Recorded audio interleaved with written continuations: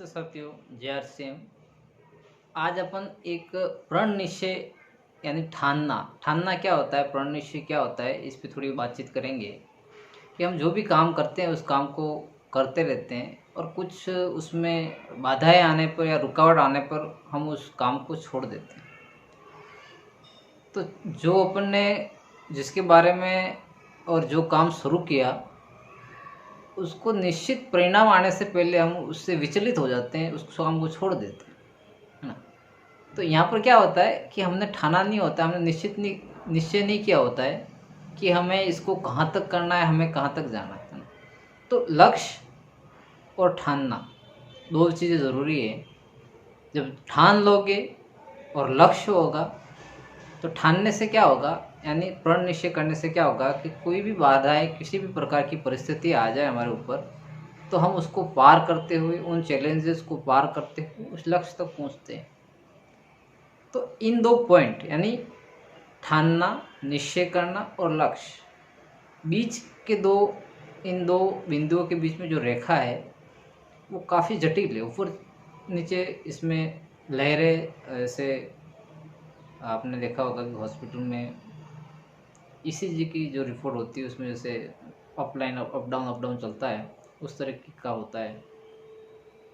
तो कभी बाधाएं बहुत बड़ी भी आ जाती है तो हम उसके बीच में जाके अटक जाते हैं और उस काम को करते नहीं, यार इसको शायद मैं नहीं कर सकता, है ना।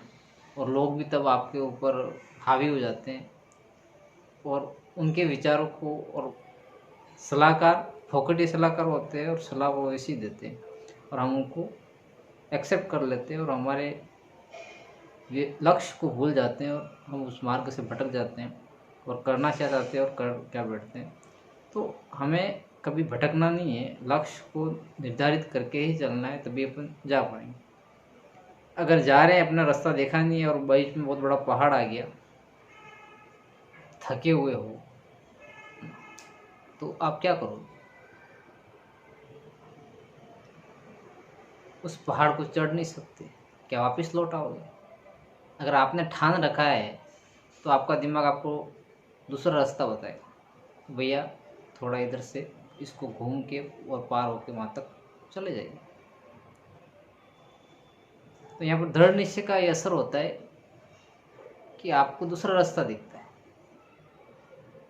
और आप अपने मन से ठान के चलते हैं तो उस परिस्थिति को आप पार करते हैं और आपको दूसरा रास्ता मिलता है।